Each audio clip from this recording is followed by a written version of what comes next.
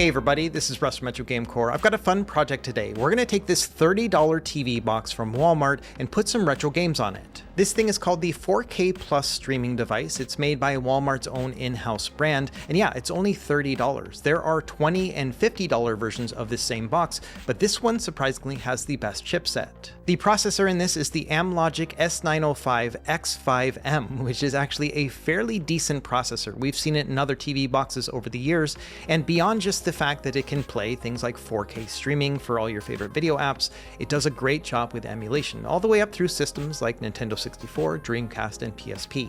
So this video is going to serve as a crash course on how we can get emulation running on a TV box like this for as cheap as possible. We're going to have a lot of fun, and you're probably going to learn a thing or two along the way. So grab your favorite snack and drink. Let's go ahead and get started.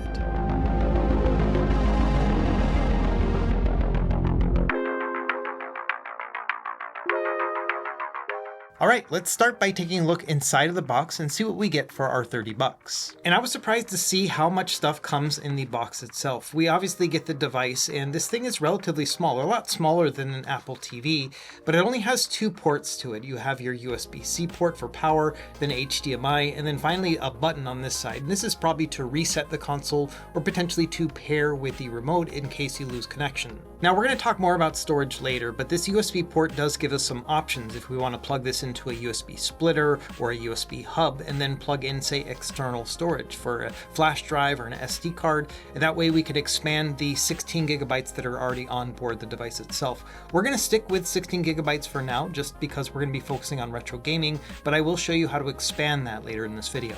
Next, we have the USB power port, and this one's unique because it has a USB-C plug. I'm very happy to see that. That means that you could replace this if needed. It's a 5-watt power brick, which means that basically anything you could find that would charge over USB-C should work with this little box. It also comes with this little adhesive tape, so if you wanted to, for example, attach it here and then to the back of a television or a monitor, you could do that as well to make it basically hide out of sight. Now below that, we've got some other stuff. An HDMI cable. I was happy to see this. It looks to be 2 or 3 feet in total length. And then we've also got our remote control, and this one's pretty neat. The buttons feel a little bit cheap, but not too bad. I do like the overall white and black aesthetics here. We've got a couple hotkey buttons right here for YouTube and Netflix and so on.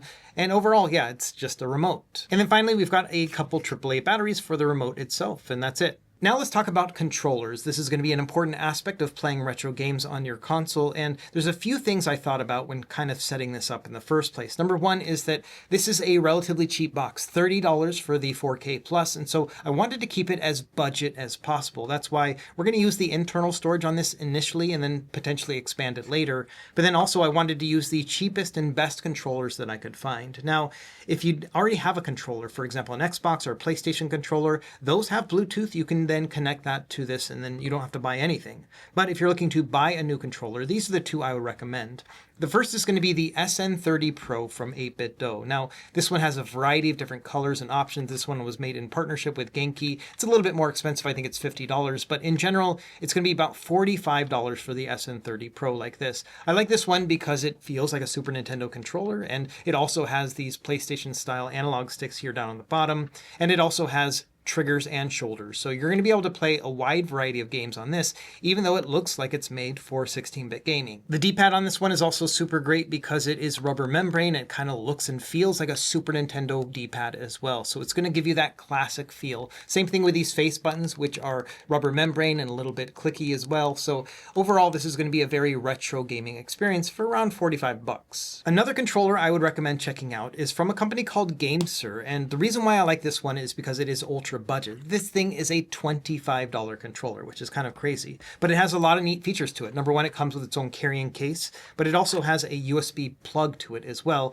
This obviously is not going to work with the particular thing that we're using here today, but if you had like a PC and you wanted to play some games on it, you could just plug this into your computer and it'll connect automatically. No need to use Bluetooth or anything. And so that's a nice little handy touch. And then of course the controller itself is not half bad. This is called the Nova Lite. It came out a couple years ago, and it's one of my favorite budget controllers. It has the look and feel of something like a Switch or maybe an Xbox controller, but then it also has a lot of connectivity options. You can connect to Bluetooth to things like iOS and Android. You can also connect it to a Nintendo Switch, and then of course to a PC as well. So this thing kind of works on everything, and it's just got some pretty decent controls. The D-pad on this is also rubber membrane and kind of got that classic feel to it as well, and same thing with these face buttons. So it does kind of feel like a retro controller, but it's obviously shaped like something more modern. So this is probably going to be better for playing things like Dreamcast and Nintendo 64, those that are analog stick centric, but you can also do some D-pad gaming on this too. The main draw for me is that it's a $25 controller retail. That means that before you even get coupons or discounts or anything else,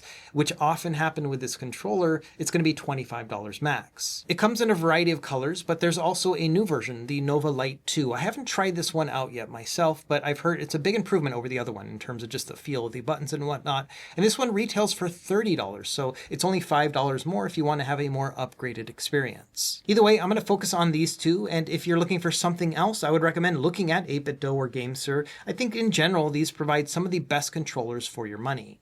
Okay, and so when you log in, it's just going to look like any other Google TV setup. I've got like the Google Home one at my house, and yeah, this is just set up exactly the way that that one is too. You can browse through all your different video streaming apps and so on, but obviously we're going to be using this for gaming, so let's talk about how to do that. There are a few different ways that you can do it, but I think the easiest way is to actually just add a web browser to your overall apps, then navigate to the actual retro gaming emulators that we're going to be using. So first thing here, we're going to go to search for apps and games, and then I'm just going to search for the word browser. We've got a ton of different options here. I'm not sure which one is the best, but I've heard good things about TV Bro, so let's install this one and see how it goes. The most important feature we're looking for is the ability to navigate through and then download apps directly in the browser, and I've heard this one will work, so let's install TV Bro. Another thing you're probably going to need is a file manager app. We've got a bunch of different options here. If you search for file manager, I'm going to use this one here, FX File Explorer. I've used it before and it works pretty well, so I'm going to download this one too. Once you've installed these apps, you should find them right here under Your Apps, and you can go all the way to the right. There's a reorder option. I already did that, and I moved them over to the far left just to make them easier to find. So let's start with TV Bro. Okay, when we're in the TV Bro experience, it's pretty simple. You can navigate through just your typical browser stuff, and then you can also type in the website right here. So let's start with our first emulator. It's called RetroArch. So we're just going to search for this on Google, and it should pop up as the first example. From there, just tap on the link itself. It'll take you to retroarch.com. After that, navigate to the download page right here, and then scroll down a bit until you get to the option that says download nightly or stable. It's already detected that we have an Android-based system. We're going to go with the stable version. The nightly one, it's a little bit too up and coming. It comes out every night, and so you don't want to have to keep up with that. The stable ones come out every month or so, so these are going to be just an easier experience overall. So we're going to pick that one. You'll see once you click on it, it'll say download started at the bottom, and then if we navigate here up to the top to this down button, you'll see the RetroArch APK being downloaded. Once you got that, you can tap on it. It's going to give you a staging app thing right here. And then it's going to say that you don't have permission to install using the TV browser. So go into your settings. And then when it gets to install unknown apps, we're going to turn on both FX as well as TV Bro.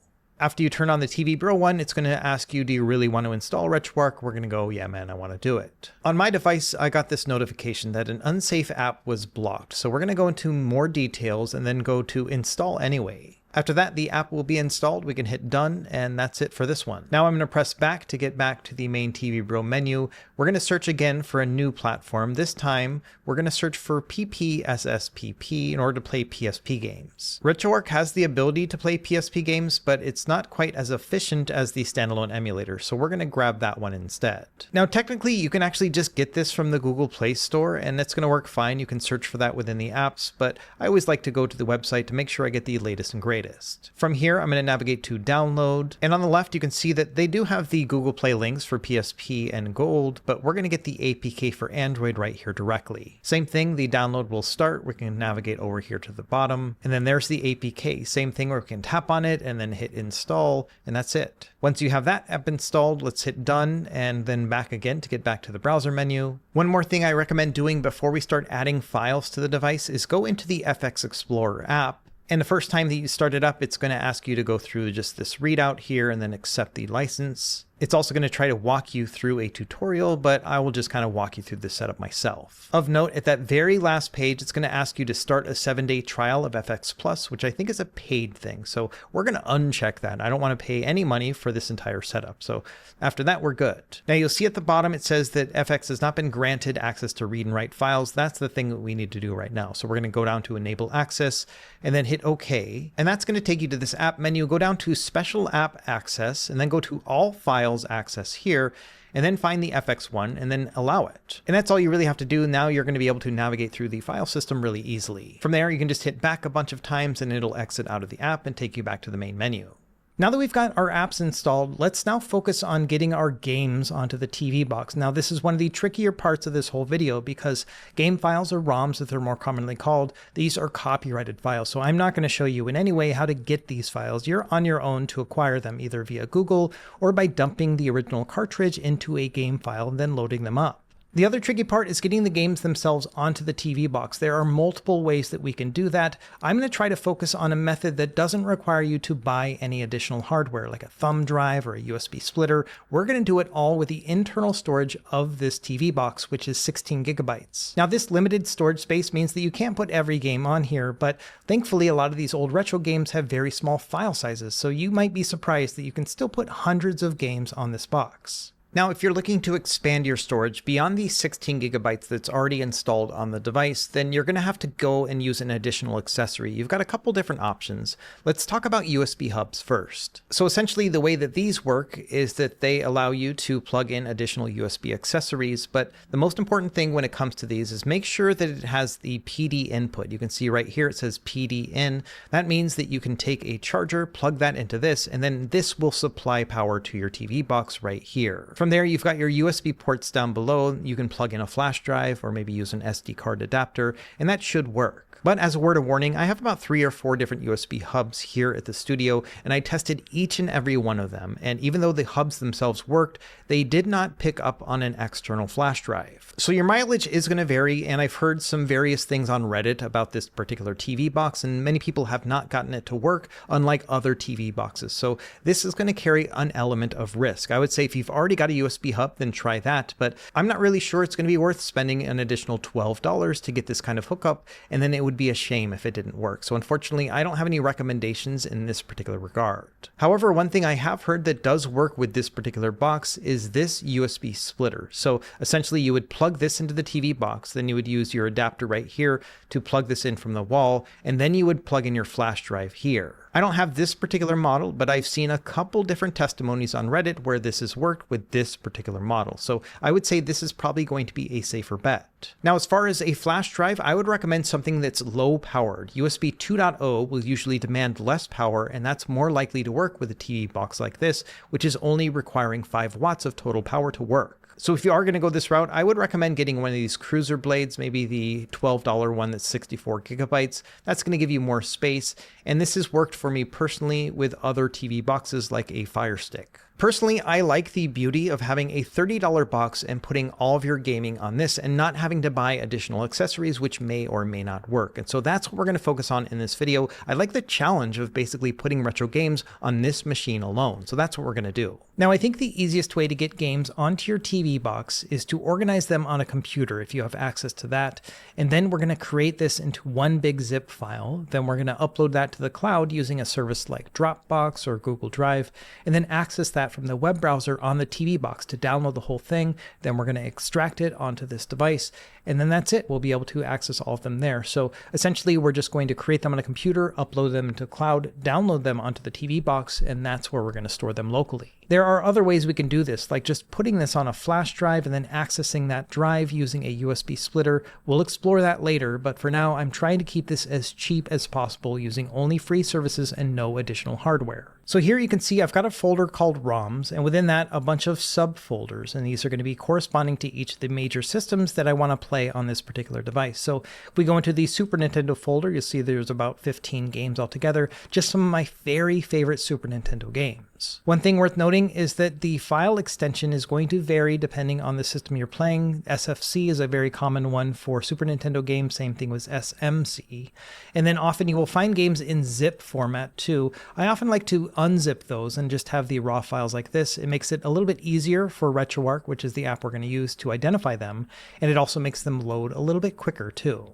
So again, I can't really tell you where to get these ROM files because it's all copyrighted, but once you've done your Googling and you've put them all in their corresponding folders, we're about ready to upload them. Let me talk a little bit more about some of the other special systems. We'll start with arcade. Now these ones are the exception because you do want to keep them as zip files, and the other thing about arcade games is it's very important that the ROM file and the emulator you use to run them are matching. So for example, these ROMs are from a set called Final Burn Neo, and along those same lines, I need to use the Final Burn Neo emulation core within RetroArch to make sure these run properly. If I try to use a different emulator like MAME, which is a very popular one as well, many of these games will not work. And so as a result, you want to make sure you get the right game for the right emulator. Another big question people have are BIOS files. These are system files that are needed for some systems to run properly or to enhance the overall gameplay experience. Like with ROM files, BIOS files are copyrighted, so again, you're going to be on your own to Google them, but they're pretty easy to find. And here are some of those that I recommend. So for example, these BIOS CD ones, these are for Sega CD. If you're going to be playing some old Sega CD games, you need to have these installed on the emulator as well. I'll walk you through that process. Same thing with this one on the bottom. This is a PS1 BIOS file. There are multiple different file names for this, but this is the one that I'm using right here. And so I do recommend this as well for PS1. There are some emulators that will work without this particular BIOS file, but I think it's better to be safe than sorry. For these three in the middle, these are all for Game Boy and Game Boy Advance. So GB BIOS and GBC BIOS, those are Game Boy and Game Boy Color. These just add the boot logo. So when you first start it up, it'll, come and show that Game Boy logo. If you don't need that, then don't worry about these. Game Boy Advance will do the same thing, but there are some emulators that require these particular BIOS. So I think it's worth just adding them just in case. And then finally, one other one that's kind of tricky is Dreamcast. This one needs to be in its own folder called DC. So we can open that one up. And then within that, you need dcboot.bin and dcflash.bin. So that's all you really need is just that folder with those inside of it. And all the other systems that we have listed here, things like Genesis and Nintendo 64, these do not require BIOS files. So it's really only going to be for these particular systems in general. You could definitely go a lot deeper with other systems like Commodore 64 and Amiga. Those also require BIOS files, but we're just going to stick with their home console systems right here. Okay, so once you've got this organized where you've got a ROMs folder and all these ones within it, let's go ahead and zip this up. So I'm going to right click on it here in Windows. I'm going to go to compress to and then zip file. It will take a couple minutes to zip everything up together, but once you're done, you should have just a single file. And if you look now, we've got one called roms.zip. It's only 1.2 gigabytes. I tried to keep it as small as possible. If we go into some of those heavier hitting systems like PS1 and PSP, you'll see that I only added like 1 or 2 games each. And that was to try to keep the files relatively small because I'm mostly just going to be testing with these as opposed to building an entire library. Okay, now that we've created our ROM.zip file, we're going to upload it to Google Drive. I tried it with Dropbox earlier and it wasn't working. I wasn't able to download it after I'd uploaded it. So instead, I went to Google Drive, I made a folder called TV Box, and then I put my roms.zip folder in here, and I have confirmed that yes, this will allow me to download it onto the TV Box, unlike Dropbox. So now that I have this thing uploaded, we're going to go back to the TV Box itself, go into the web browser, log into Google Drive, and then access it from there. Okay, so here I am in my Google Drive folder, and you can see I'm in that TV Box folder again. I've got my ROM zip file right here. So what I'm going to do now is I'm just going to click on it.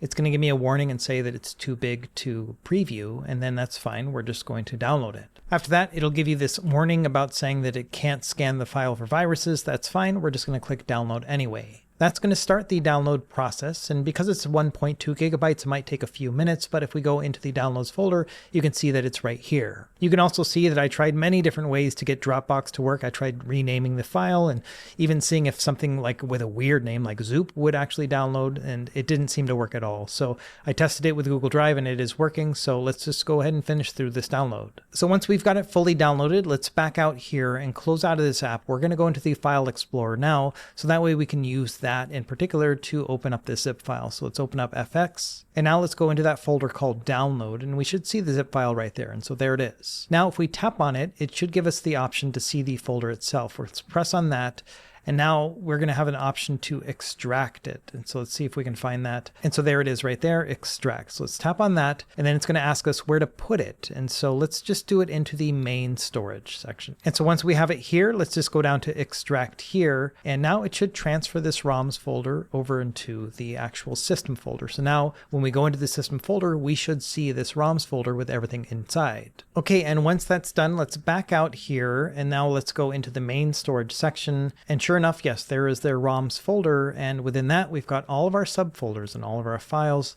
So everything is looking great so far. The only other thing I would recommend doing is going into the download folder, find that roms.zip file, then press and hold it, and then go into delete. So this is going to free up a lot of free space here. It's going to ask you to check the box, make sure you know what you're doing, and then delete it. Okay, now that we've installed RetroArch and PSP, let's start configuring them. Now that we've got all our files inside the TV box itself, let's go over to the settings now and set up a Bluetooth controller. So first thing, let's go into pair remote or accessory, and then make sure that your controller is in pairing mode. You can see right here, I've got the 8-bit DOE right here. So I'm just going to pair it for the first time. It'll take a minute and probably ask you for a Bluetooth pairing request. So we'll just pair it and we should be good. Once you got the controller set up, let's navigate down to RetroArch. Now this is a pretty clunky system, all things considered, but we're going to get it to work here on this Android TV box. So first thing, make sure that you give it access to external storage. We'll hit OK here and then allow. And then the first time around, it's going to extract the base APK. You'll know it's done when the font gets a little bit prettier looking. So here we are in the RetroArch menu. Now, like I mentioned, this one is a little bit clunky to actually get through, but I'm going to give you just a quick crash course in RetroArch here, enough to get you started in terms of playing retro games. First thing, go down to the settings section here, and then go into input. We want to make sure that our controls are properly configured. So first thing is under RetroPad binds. One of the most important things to me under port 1 controls is to change out what the face buttons are. So sometimes these will be incorrectly labeled depending on the controller that you're using. So we're going to click on this, and then we're going to press whatever button corresponds to it, and then go through and do that for each of them. In the example that I was just using, the ABXY was actually swapped on my controller. So I've gone through and just paired these based on the location of the controller itself. You could remap some of these other ones, the D-pad and select and start and stuff like that, but generally these are going to be fine. It's the face buttons that can sometimes get swapped. So now I'm happy with how this is all set up. So now let's back out and go back to the main menu here. Now that the controls are working properly, let's go into Online Updater. So first one is going to be Core Downloader. Cores are what they call their emulators. So you're going to go in here, you'll see just a list of a bunch of different systems. And so you want to pick the system that corresponds to whatever ROMs you already loaded up. Now, earlier I mentioned with the arcade ones, we're going to use Final Burn Neo. So that's the first one I'm going to download. Essentially what this is doing is downloading the emulator to run the ROMs. On its own, RetroArch doesn't have any of these installed. We're going to keep going down, and usually the next one that's going to be of any consequence is going to be Nintendo systems. So you can see that there are just a ton of different systems that are supported. If you want to get into the rabbit hole of seeing, how's Magnavox Odyssey 2 games playing, you can do all of that in here as well. We're just sticking with the more popular systems. So going down to Nintendo, my favorite Game Boy and Game Boy Color emulator is Gambate. And there are a couple different options here. You can mess around with those, but I'm just going to give you my own recommendations. Under Game Boy Advance, I prefer MGBA, so I'm going to download that one. And then for Nintendo or NES, I prefer Nestopia, but any of these do really well. For Nintendo 64, I download all three of these, and that's because sometimes some games will work better with a certain core over the other, so we're just going to get all of them at once. There are a lot of Super Nintendo options too, but I prefer this one, SNES 9X, the one that doesn't have a year after the name. Going down a little bit further, we have our Sega system, so let's try out Flycast for Dreamcast, and then also for Sega Genesis, we're going to use this one, Genesis Plus GX. If you want to install other systems like Master System and Game Gear, this one will also work on that. We're not going to cover Sega Saturn in this video, but if you wanted to, I would recommend the Yabasan Shiro core. This one's going to give us the best performance, even though it's not quite as accurate as the Beetle Saturn core. This one's just a little bit too hard for this particular chipset on the TV box. Finally, all the way down, we've got a ton of different PlayStation options. Let's go ahead with PCSX Rearmed. This one tends to work the best with ARM-based chipsets. The only thing about this one is that it only goes to a 2x resolution upscale. So if you really wanted to push the performance and wanted to get like a 3x or a 4x to make it a lot sharper looking, then I would recommend Swan Station or Beetle PSX HW. You can also try out the PSP core, but I found that this one is a lot harder to run on RetroArch compared to the standalone one. That's why we installed it earlier. So let's back out of this, and now let's go down to the rest of the Online Updater section. If you'd like, you can go through all these ones that say update and then update them one at a time, like say the controller profiles, but in general, it's probably just going to work just fine. I would say if you run into any problems, then you can go and try to update them. If you want to get into the world of cheats, you can do that as well, applying like game genie cheats and stuff like that. I've got a whole RetroArch guide that walks you through all that stuff. I'll leave it linked down below if you want to get a little bit deeper into it, but for now, we're not going to mess with any of this. The last one we are going to mess with are the shader options, because we are going to touch upon that in this video. So I'm going to update the GLSL shaders. Now these are OpenGL shaders. There's different video backends depending on the type of emulation you're running. And by default, it's going to be OpenGL, but we're actually going to try out Vulkan. So I'm going to download the OpenGL shaders because some cores require these, but in general, we're actually going to change our video settings next. So we're going to go into settings, go into the video section, and then under output, you're going to see there's this option here, Video, GL. We're going to change it from OpenGL to Vulkan. In general, Vulkan tends to have better performance, so I'm hoping that this is going to improve our emulation as well. So once you have that changed, you need to exit out of the app altogether and then restart it. So we're going to go down here to the main menu and then down to the bottom and quit. Once we've quit and we're back in the main system, let's go back to RetroArch now, open this one up, and now it's going to be opening with the Vulkan backend. If we go into settings and video, you'll see that output is now set to Vulkan. That's great. So now what we want to do is go back into main menu and online updater, and then at the very bottom, it now says update slang shaders. And that's because these are different shaders now that we're running Vulkan. So we're also going to update these because these are going to have a lot more features that I think are great. Okay, now that we've gone through and updated everything, let's go into the settings and change these one by one. First thing I would recommend doing is going into the driver section, and under menu driver, we have 4 different themes that we can choose from. This one is called Ozone, and it looks pretty good. The text is nice and big, but it is a little bit harder to navigate and understand where you are within the menu system. So for this, I recommend XMB. This basically is a cross-media bar like you would expect from the PlayStation Portable and the PS3, and this will give you an easier to navigate experience in general. So let's back out again, go into the main menu, and then quit out of the app, and then once we restart it, you will see that it has a completely different theme to it. And so this right here is called XMB, the cross-media bar. It looks like a PS3. So this is more intuitive to me. We've got our regular main menu right here, then we've got our settings menu, and then like our history, and then we can also add some favorites, and we can also add playlists, or basically lists of different games that we can run. And so I think in general this looks a little bit easier to navigate, and so we're going to use this for the remainder of the video. So now going back to the settings menu, we're going to go through these one by one and adjust them. We'll start with the user interface. Under on-screen notifications, one of the things I like to do is under notification visibility is display the frame rate. So on the top right, you can now see how many frames per second are running. And so if you want to try a system like, say, Dreamcast, and you want to make sure it's running at full speed, 60 frames per second with most games, this will give you a good indication of whether or not it's running at full speed. We're going to leave it on just for the purpose of this video, but obviously you do you. While we're in the user interface, we can also go into appearance and we can make some changes here. For example, if we want the text to be bigger, we can change that to say like 0.9x. That's going to be a little bit bigger and easier to see. We can also change the colors. So if you want to have like a different theme, then you can obviously change that however you would like. We're just going to keep it with the default blue. After that, there's not a lot we want to do in the video or audio settings, so we're going to skip them. Let's go into input. So here, what I want to set up next is what we call hotkeys. This allows us to hit a combination of keys to do certain things within the emulator. The first thing it's going to ask is the hotkey enable button. This is essentially the button you will press in combination with the others to make these things happen. So generally I like to use the select button. So I'm going to press select and hold it, and then once it's done, you will see button 109 or whatever it's mapped to on your particular controller. So now let's go down to the next one, which will be our menu toggle. So the combination here is going to be select plus what is going to open up the menu. And we're going to press here the upper button or the X button on your controller, depending on the type of controller you have.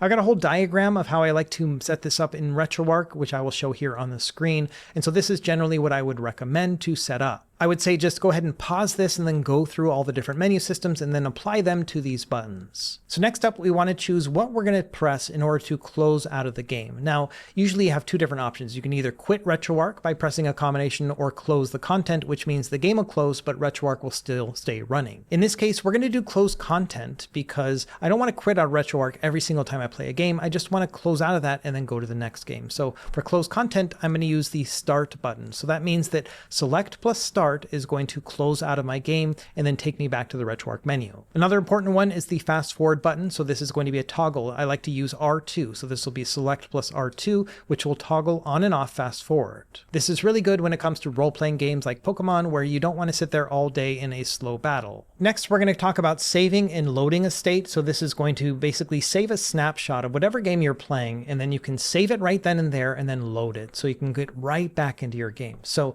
for the save state, I like this to be R1, and then for the load state, I like this to be L1. This means that I can press select and R1 to save a state and select plus L1 to load that same state. Two other things I recommend checking out are run ahead. This one will decrease the input latency as you're playing, and so this will make the games feel a little bit snappier. I usually set this to the up on the D-pad. So that means I can press select and then up at the same time. It's going to toggle run ahead on and off. The thing about run ahead is that it requires a bit more CPU power, and so some systems may not be able to play with run ahead, while others, like really simple ones, Nintendo and Super Nintendo, usually will. Then finally, under show FPS, I like to set this to the leftmost face button, usually the Y or the X button, depending on how the controller is mapped out. This means I can press select in that button to toggle off that FPS on the top right instead of having to go back into the settings. There are other things we can do, but that's probably the most basic setup. I'm going to show you that hotkey map again on the controller. So I would recommend just going through this map right here and then assigning each of your buttons accordingly. One other thing, before we leave the input section, go down to confirm, quit, close, reset. I usually turn this off. That means that I only have to press select and start one time to close out of the game instead of having to press it twice. It's all up to you, but this is what I prefer.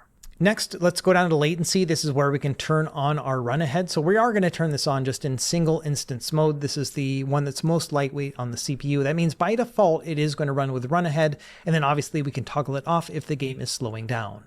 Going down further, let's go into the saving section. So within here, there's just two settings I would recommend turning on: auto save state, auto load state. That means that when you start up a game, it's going to play as normally. And then when you close out of it, it's going to automatically save exactly where you were when you close the content. It's going to make a save state.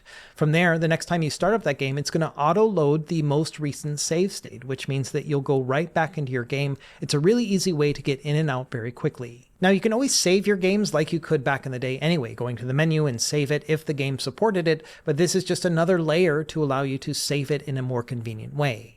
From there, let's go down to the achievements section. This is pretty cool. So there is something called retro achievements. It kind of works like trophies in PlayStation or Xbox achievements, but for retro games. You can go onto retroachievements.org and sign up for a free account. After that, just put in your username and password. It's going to track all of your gameplay and then show it on the website as well. You'll get these notifications that pop up when you make an achievement and everything. One thing I would recommend doing is considering turning off hardcore mode. This is on by default, but it disables the ability to use cheats or save states, and I find this to be just a little bit too hard. It's all really up to you, but in general, I do turn this one off and then I add my username and password. So there you go. I've added my credentials here and I've turned off hardcore mode, so I am good to go. And then finally, we're going to go down to this directory section. So this has got a couple important things. Number one, under the start directory, we want to set this to our ROMs folder, that one that we imported earlier. So go into storage emulated 0 like this, and then find your ROMs folder. It should be right there where you left it. So select that and then select use this directory. And this is now going to know exactly where to start if we are going to make our own playlist. It makes it a lot more convenient. Same thing with the system BIOS folder. This we need to point to the correct folder that we made earlier. So we're going to click on this, then tap on the parent directory twice to get to the emulated .0, and then go down here, find your ROMs folder again, but this time find the BIOS folder, then select use this directory, and that's it. So now at this point, we've actually properly configured RetroArch for our initial setup here. So first thing I would recommend doing, go down to configuration file, save current configuration, make sure everything is nice and saved, and then we can quit. Now let's restart RetroArch. We've got all of our new settings in place. And let's start adding some playlists so we can start playing some games. So first thing, we're going to go into this import content section with this plus, and we're going to select manual scan. First thing, under content directory, we need to find the folder that we want to add. So let's start with arcade, just go in alphabetical order, and then we're going to select scan this directory. Below that, it's going to ask, what is the system name? Like, what are we actually going to be playing here? So find Final Burn Neo. That's what we're going to be adding right now because these are those arcade games. After that, it's going to ask, what is the default core? What are you going to be running this with? And that's going to be that Final Burn Neo core. After that, there's a couple other things we could do. We could scan a DAT file to make all the names look nice, but we're not going to go that far into the weeds. We're just going to do start scan. So now once the scan is finished, we can back out here, and then sure enough, we've got a list of all of our arcade games here. Now the names are a little bit wonky, and that's because we didn't go through and add the DAT files, but I think it's still fine. So for example, if we wanted to play Outrun, we can just press on it and then select Run. Once we press that, it'll take a second, but you can see that the retro achievements popped up here. It says how many retro achievements I've unlocked, and the game is running. And with arcade games, what you need to do is press the select button to insert a coin. So kind of neat that, we can now play these games with unlimited quarters. Either way, once we got the game running just like this, we can press select and start to exit out of it. So it's going to close the content and take us back to this Final Burn Neo menu. Now the next time that we start up this game, we can press this and then run again, and it'll start us exactly where we were before, as you can see. So everything is auto loading correctly. Let's go ahead and add a couple more systems. We're going to go back to manual scan, content directory, and this time let's do Dreamcast. We'll select that, scan this directory. Under system name, we're now going to go down to Sega and then Dreamcast. Once you found that, you can select it, and then under default core, just go down to the Dreamcast core. Once that's done, hit start scan. It'll take a second and scan is complete. And sure enough, now we have our Dreamcast game. I only loaded one up here, but it's Crazy Taxi 2. We'll come back to that in a minute and do more testing, but let's scan some more systems first. So let's go down now to Game Boy. So we'll do scan this directory. And then under system name, we'll go back up to Nintendo here and then find Nintendo Game Boy. Finally, under default core, make sure that we pick the Gambate core and then start scan. Once that's done, let's do another one. We don't have to go and double check it this time. So let's go into Game Boy Advance, scan this directory, system name, and then pick Game Boy Advance, and then default core, pick the GBA core. Once we scan Game Boy Advance, let's go back and do Game Boy Color. So content directory, Game Boy Color, scan this directory, system name, Game Boy Color, and then default core back to Gambate. And that's it. So just kind of rinse and repeat for each of these. It takes a little bit of time to go through each of them. It's a few steps per system, but once you got it down, then you're going to have your full systems ready to go. So scan the directory again, and then under system name, make sure that you just pick the right system and make sure everything is just corresponding. It's kind of rote and a little bit annoying to do this the first time, but thankfully you don't have to do it again. Now, when it comes to Nintendo 64, I downloaded 3 different options, and this is the only one where you have to make a choice as our default emulator. I'd recommend GLES3. If a certain game doesn't run properly, then you can swap this out. I'll show you how to do that here in a moment. But either way, let's select that one and then scan it. Okay, and once we've scanned all of them, now we can go through and you can see that, yeah, we've got all of our systems showing up here. Now, one other thing we can do is actually make these even prettier by having downloaded box art. Now, this will all depend on making sure that you have all of these games named properly, at least the file itself, but I will show you how to actually add the box art too. Back in the main menu, just go down to Online Updater and then navigate down to the one that says Playlist Thumbnails Updater. So we can just click on each of these and it'll go through and download each of them. It's going to take a minute to go through each of these depending on how fast your internet is, but you can see that yes, we have a progress bar on the bottom, so once these complete, you can go down to the next system and so on. Now, depending on how many games you've added in your library, this might take longer, but my recommendation is always to start with a smaller file system. In general, maybe 10 games per system, as opposed to loading them all up. I know there's a thrill of being able to access all these games at once, but I often found that if I have too many games in my overall library, I spend more time browsing than actually playing. So I keep it really trim, and then if I need to, I'll just add additional games via Google Drive. Now, if we go back to our playlist, you can see that we've got box art for some of these games. It really depends on how the game was named. So most of these games will probably show up fine as long as your name is correct, but some others like Dragon Quest 1 and 2, for some reason this one is not showing up correctly, but Mario Golf and Mario Tennis work fine. Either way, it's just a nice little touch as we're navigating through to see, just the names of some of these games and the box art at the same time. I think it's pretty awesome. Okay, at this point, we're basically ready to get started and actually playing games. So let's go down here to, say, Super Mario World. I think it's an easy one to start with here. So we're going to tap on the game and then we're going to select Run. Okay, now that I've got the game running, let's do a couple things just to test it out. So let's start with pressing select in R2. That's going to be fast forward. So you can see on the top right, it shows a little fast forward icon, and you can see it's also fast forwarding the game a little bit. It's running at about 84 frames per second at this point. So it's running a little bit faster, but the reason why it's not running any faster than that is because we have run ahead turned on, which I mentioned is kind of demanding on the CPU. So it's trying to do many things at once. If I press select and up to disable run ahead, you can see that it'll go a lot faster faster. So now it's running at 129 frames per second. So if you run into any problems when it comes to performance, then turn off that run ahead, and that's probably going to make things a little bit better. But it is always good to have reduced input latency so everything feels a little bit snappier. Another important thing to do is make sure on your TV to go into the settings and turn it into game mode if that's available. That's going to reduce the input latency as well, so that way you're not going to have these games feeling really floaty and slow. So here I am actually playing a game. I've got my run ahead turned back on, and it feels great, nice and snappy, even though I am using a Bluetooth controller, which does add latency, and I'm also going via HDMI into a capture card too. So not the ideal way to play this game, but it still feels pretty good. So let's talk now about some of the things that we can do. Let's press select and R1 to save a state. You can see that popping up on the bottom left. Now let's move forward a little bit and then press select and L1. You can see it pops me back to where I was when I load that state. So that's how save states work. It's pretty cool. Let's check out one more thing. We're going to press select and X to get back into the main menu.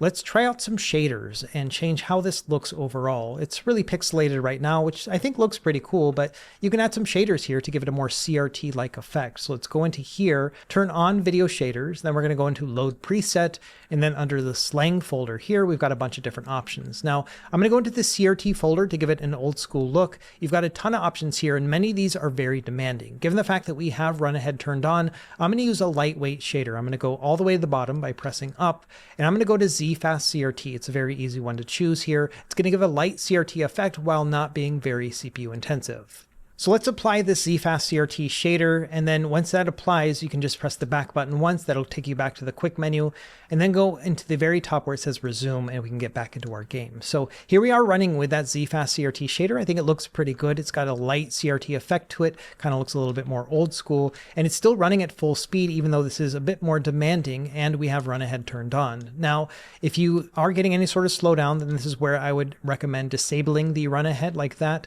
and that will make it run a little bit faster, but it's all going to be up to you. And I found that at least with this game, it is running with run ahead on and a lightweight CRT shader, and it's playing at full speed. So this is probably what I'm going to be using. So because Super Nintendo seems to look pretty good like this, I'm going to press select and X again to get back into the main menu. And then I'm going to go down to shaders. And now I'm going to go into manage presets.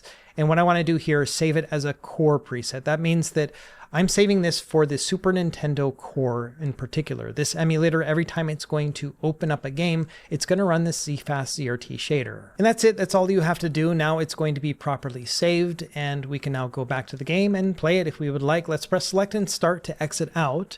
And let's go back over to Super Nintendo. Let's try out a different game this time. So this time, let's try out Super Punch-Out. Again, we haven't played this game at all, but when I start it up, you will see that it's running that Z-Fast CRT shader right out of the box. And so that's why we're getting a nice scanline effect right here. If we go back into the quick menu and then go into shaders, in the bottom you can see that yes, the Z-Fast CRT shader is running right now. So everything looks to be running properly with this particular game and Super Nintendo in general. Let's try another one with regular NES. So we're going to start up this one, and all the same rules will apply, but because this is a different core and a different platform, we're not going to have any options in terms of CRT shaders, at least until we apply them. So everything we did for Super Nintendo is not showing up right here. It's all very pixelated. So let's do the same thing here. Let's go into shaders, and now we'll go into load preset, then the slang one, and then CRT. This time I want to use something a little bit more heavyweight. It's easier to play Nintendo games, and so I think that if I play a kind of middleweight one, like say CRT Geom Mini, this one's like a middleweight shader where it's not quite as demanding as the heavy duty ones, but it's more demanding than Z-Fast.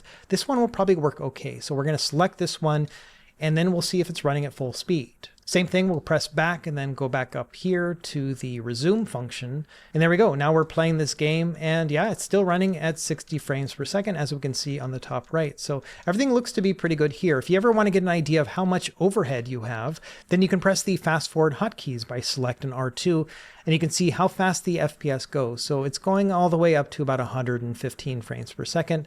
That's pretty good. So I would say we've got enough headroom here to be able to play these games, no problem with this particular shader. So again, we'll go back into the quick menu, we'll go down to shaders, manage presets, and then go to save core preset. So now every Nintendo game we play with this particular core is going to have this CRT effect. Let's exit out of this game and now go back over to, say, Game Boy. This is one that we are going to have to make some adjustments to because the colorization is going to be a little bit off. So when we start up this game, you'll see a couple things happening at once. The first is that you'll see the Nintendo Game Boy logo coming here in the front. That's because we loaded up those BIOS files, so we see that first. You can also see the game is running in black and white. So let me show you how to fix that. We're going to go back into the quick menu by selecting X. And now this time we're going to go down to core options, and then under Game Boy colorization, we're going to turn this on to internal. From there, it's going to ask what our internal palette is. I've got a specific one I prefer, which is this one, TWB 64 Pack 1. I know it's a mouthful. From there, underneath that, you've got the Pack 1 palette. So this is where you pick your actual color.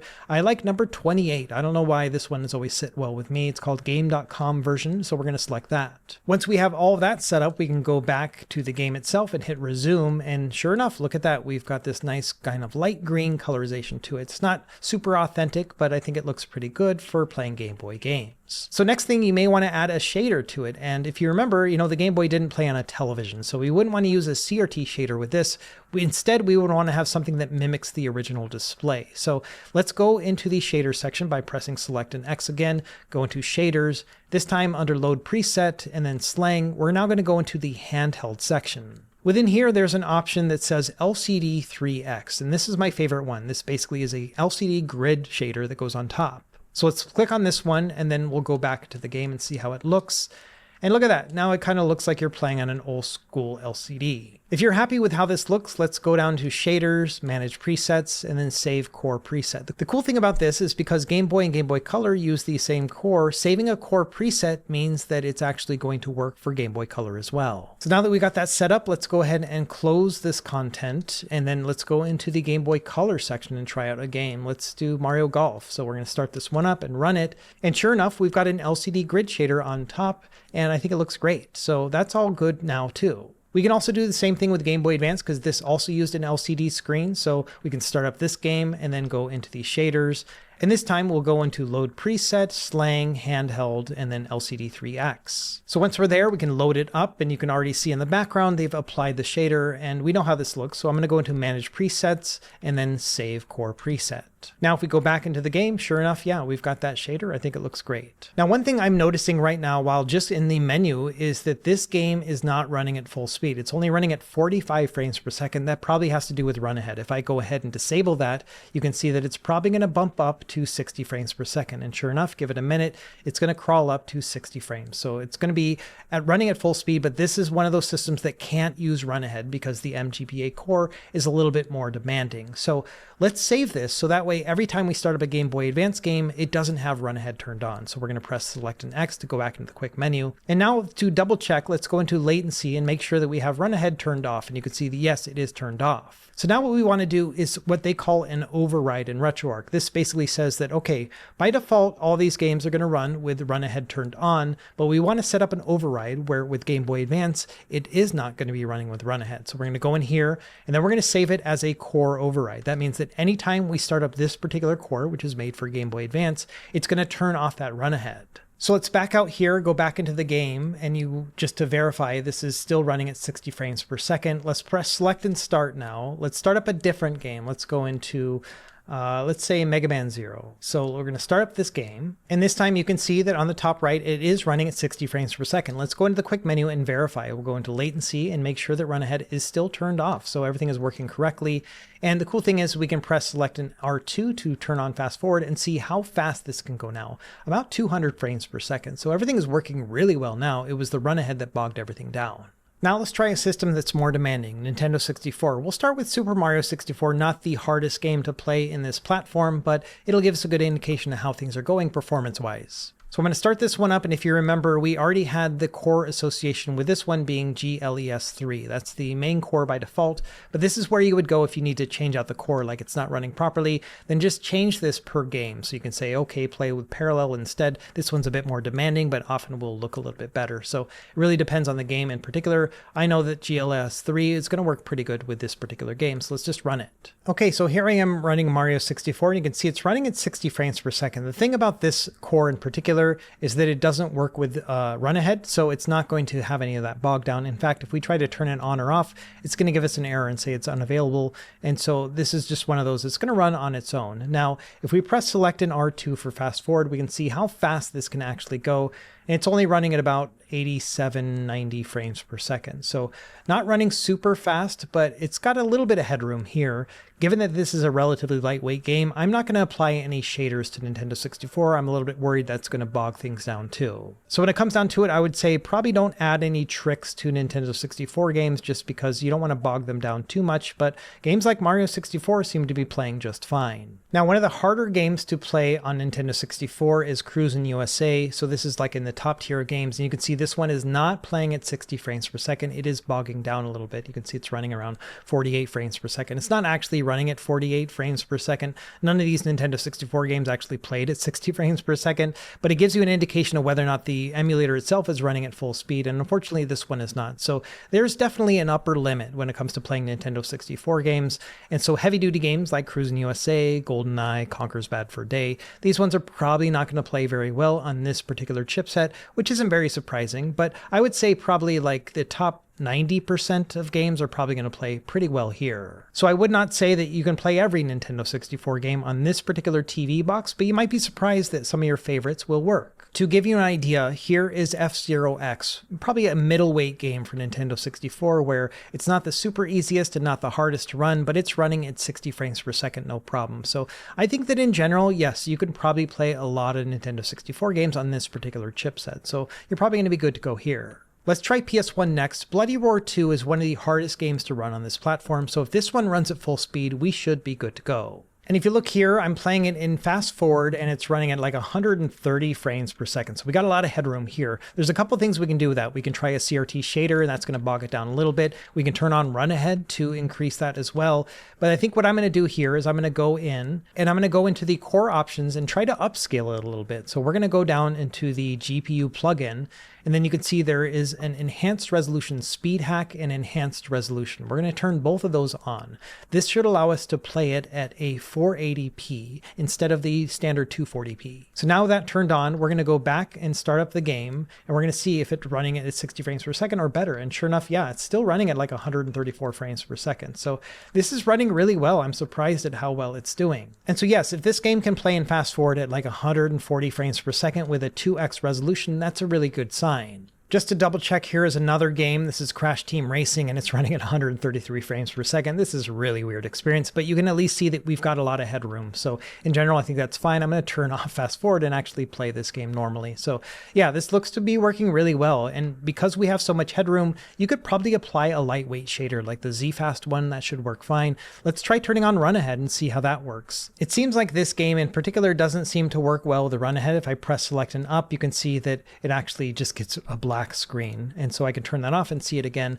It may have to do with the higher resolution scaling that we are doing here, but either way, I think that maybe don't try run ahead here. Just try it on its own with the 2x upscale like we did earlier with the high resolution setting, and then maybe a lightweight shader, and that should be great. Okay, last system to try here in RetroArch is Dreamcast, so we're going to try Crazy Taxi 2. So here I am playing Crazy Taxi 2 here, just in these standard settings, and it's running at a little bit under 60 frames per second. So not quite there in terms of full speed performance, but one of the nice things about the Flycast core is that it allows for auto frame skip by default, which means that even if it's not running at a 100% speed, it's still going to play pretty smoothly. So this is one of those systems where I would probably turn off the frames per second so I don't see it, because it's going to run relatively smooth either way. My guess here is performance is going to be very similar to Nintendo 64, where the vast majority of games are going to play fine, but maybe some problematic games, something like Dead or Alive 2, might be a little bit too hard to run on this particular system. So really going to be up to you and what games you're trying to play, but if Crazy Taxi 2 can run fine, that means that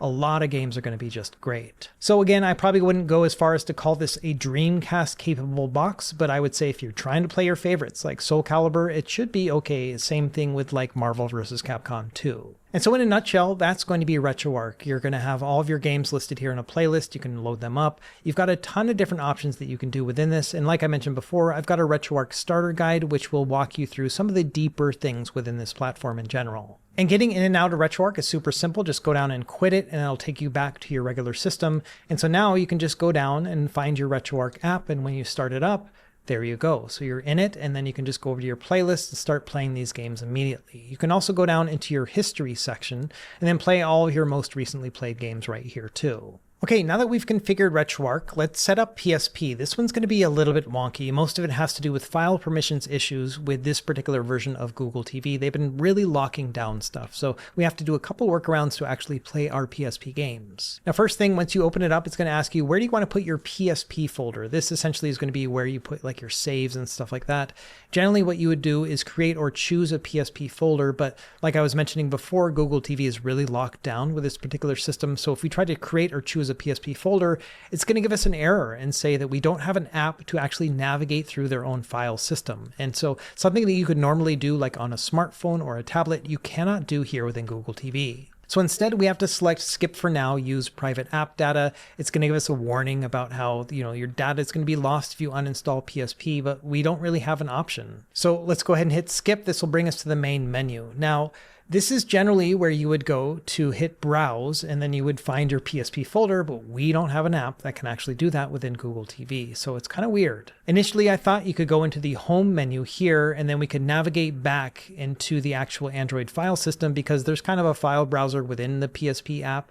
But if we go all the way back and then we select ROMs and then we select PSP, you'll actually see that the games won't show up either. And so it's a little bit strange. Even if we try to refresh the page, they don't appear. So I'm not sure what's going on. Instead, we're going to have to launch these games via the File Explorer. I know that's super weird, but that's what we're going to do. Before we do that, let's go into the settings and make a couple configuration changes. We're going to go into settings here, go all the way down to the bottom, and there's going to be an option to be able to turn on the frames per second. We're going to turn that on to make sure these games are running at full speed.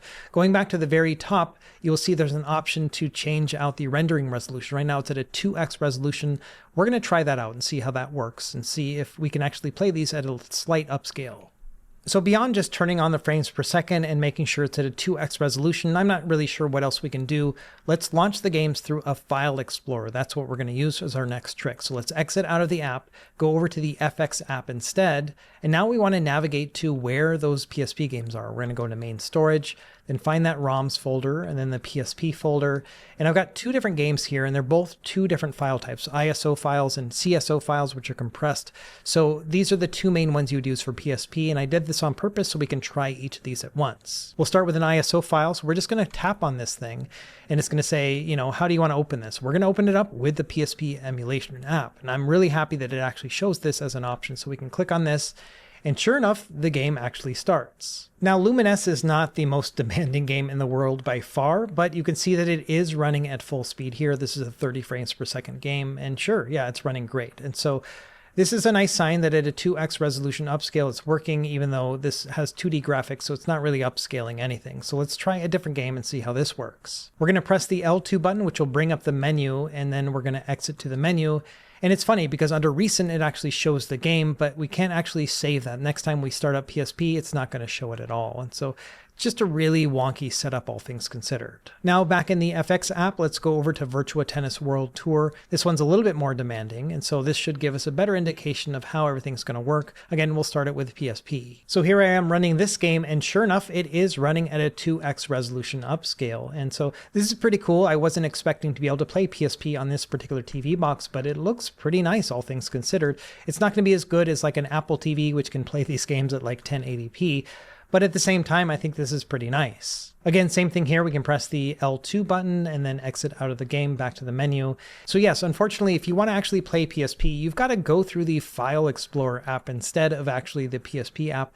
A very weird workaround, but unfortunately, that's what we're having to deal with because of these file permission issues. Either way, it's pretty cool that we're even able to play these on a $30 TV box that is not intended to play video games in the first place. And we didn't have to use any additional hardware other than the controller, and we're able to play all these games to our heart's content. It's not the prettiest way in the world to play your retro games. I think that there are better apps out there like Lemeroid, which I think looks nicer, but unfortunately that one also has file permission issues. And then I would love to use a front end to be able to navigate through my systems a little bit more cleanly, but all of those have the same file permission issues as well. So unfortunately, we're just stuck with running RetroArch, which is still a very powerful way to play these games. It just takes a little bit of extra tweaking to get it working, and that's what this video is here to show you. So there we go, a crash course on how to play retro games on a $30 TV box. It's kind of exciting that we're able to play this level of games on something so cheap. Let me know what you think in the comments down below, and be sure to check out the links in the video description if you want to learn a little bit more about this whole process or dive a little bit more deeper into it. As always, thank you for watching. Be sure to like and subscribe if you found this helpful, and we will see you next time. Happy gaming.